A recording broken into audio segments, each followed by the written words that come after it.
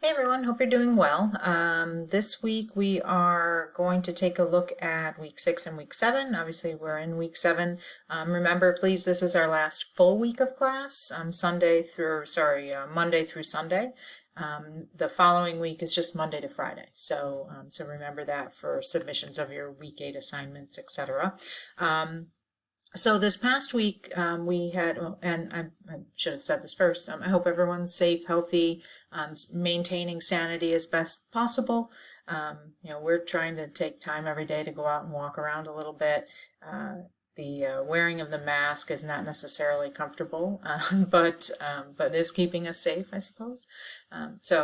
Be sure that you're sticking with the rules and doing your part, and hopefully sooner rather than later we'll be able to be back out and enjoying what will hopefully be warm weather very soon. So week 6.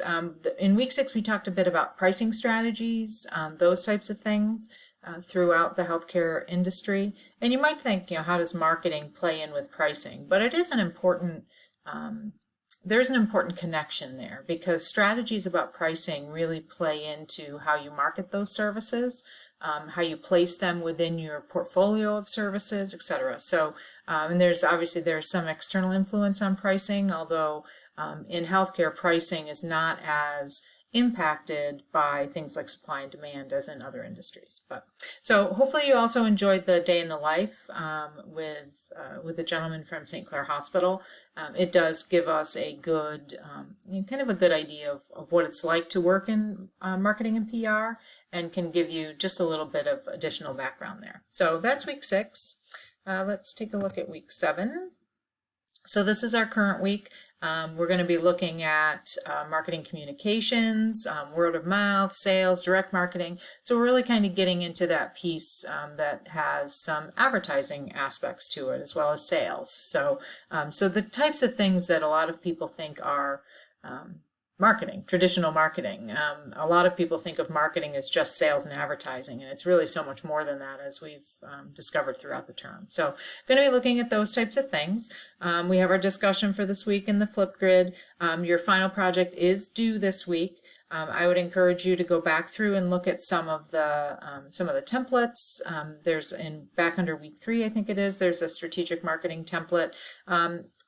I meant to post it, and I don't think I did. I know that I sent it to a couple students, but I will post. I have a sample from a student. The student was kind enough to let me post it. I'd rather you didn't, just copy the structure verbatim. It's certainly not a perfect structure by any means.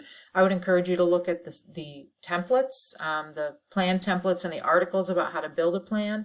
But it can give you an idea of how you take those very detailed templates and maybe break it down a little bit further.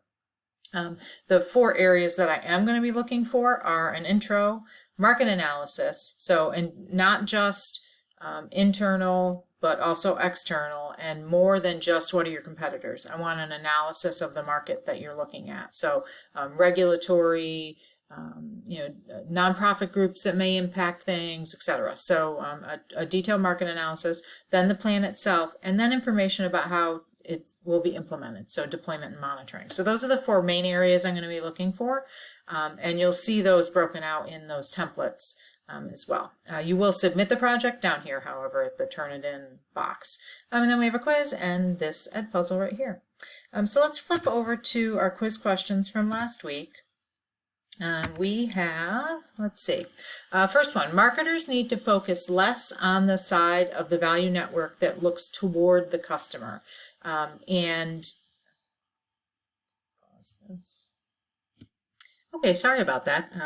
Distractions are problematic when you're trying to think about things. So we'll start this over. Marketers need to focus less on the side of the value network that looks toward the customer. And the answer here is true. When we're looking at, in our textbook, it talks a bit about marketing channels and how in the past, marketers were focused on value to the customer. But what the move is, as we're moving forward, is working more on being an upstream manager. So when in the marketing channel discussion, it talks about how typically heart surgeons, I think the example was heart surgeons. So heart surgeons don't go out and market, hey, come to me for heart surgery. I mean, they may a bit, but typically they connect with other types of providers like primary care physicians and whatnot that so they can learn about them, learn if they're good providers, etc., so that primary care physicians will then refer patients to them. So it's not as much, what's the value for the customer, but hey, what's the value for this intermediary? In this case, it's the primary care physician.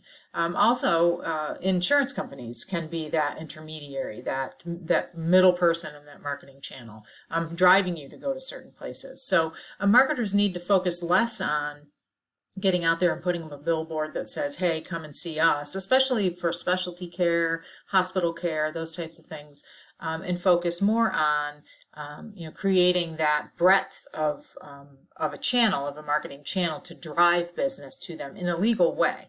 Because think back to our discussions in law and ethics and in your early classes about how you can't pay for referrals, you can't give kickbacks for referrals, you can't refer to a company, generally you can't refer to a company that you have a financial interest in, those types of things. So we need to do things legally, but we also need to broaden that, broaden that focus so that we're not just looking at, what value are we bringing to the customer through this marketing, but a more broad look at that topic.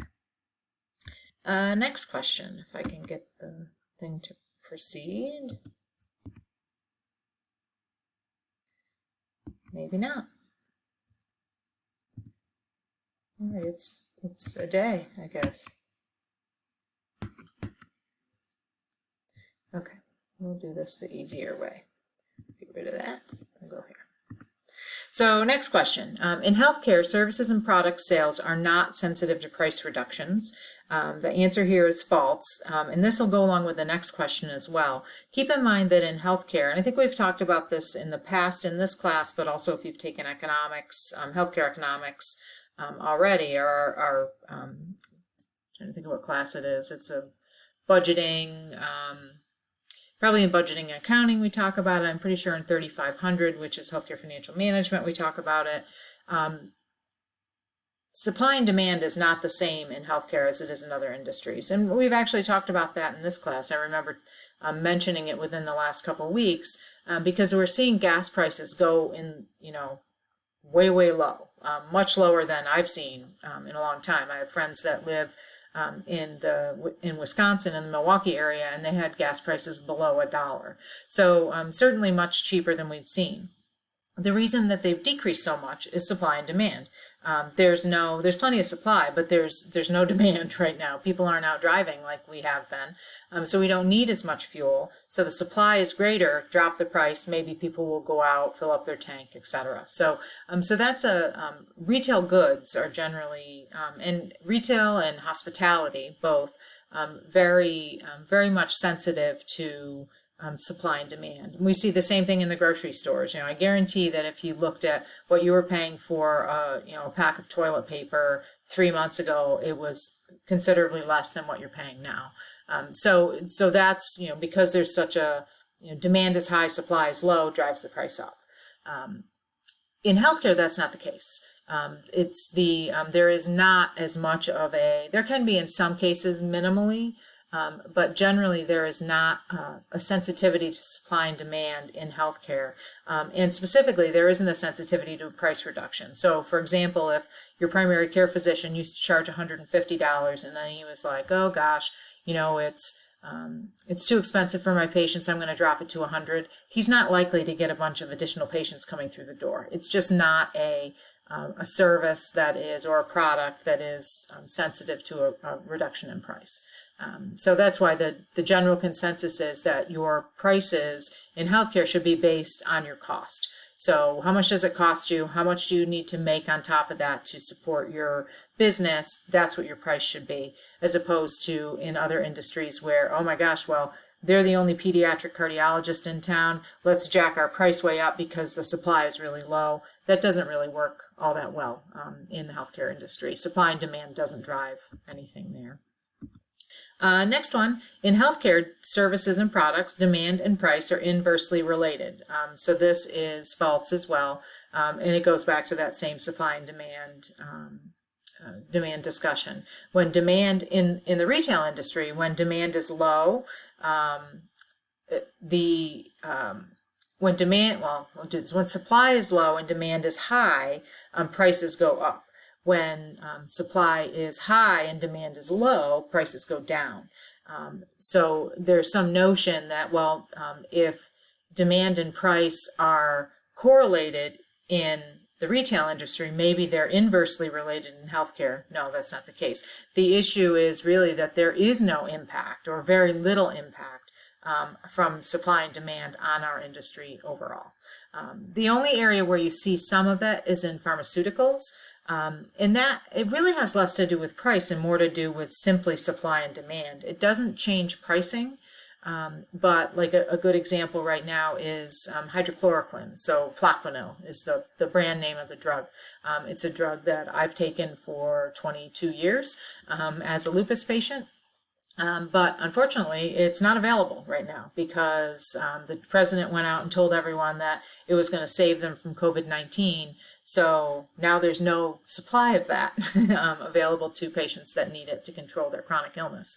So, however, it hasn't really driven the price of it up. It's just decreased the supply. And who knows, maybe when the drug is made, when we have more of it available to us, maybe price will go up some, but not to the patient. I'm still only going to pay $8 for my Plaquenil when it's available to me again. So just keep that in mind. They're really, it's minimal, and it's usually only in the pharmaceutical sector where we see some supply and demand connection to pricing, but generally there really is not much connection there. Okay, so let's hop back to the classroom quick. Already talked about what we're doing for this week. Again, make sure that you're focusing in your marketing plan on marketing and not just building a business plan. That's probably, I mentioned that last week, that's probably the biggest issue that I see when people submit these. We're not just looking for a plan on how to create a new unit. We want to know how you're going to market that new unit. We're not looking for a plan on how to develop a new wellness product. That's great. How are you going to market that wellness product? So that's really what we want to know about, not the strategic business plan, but the marketing piece of that, the strategy around marketing for that, and not necessarily just advertising and sales, but that whole marketing piece, market research, internal, external, environmental analysis, all of that good stuff. So, that's all I've got. Any questions, please feel free to reach out, let me know. Otherwise, I will talk to everyone in the classroom. Thanks.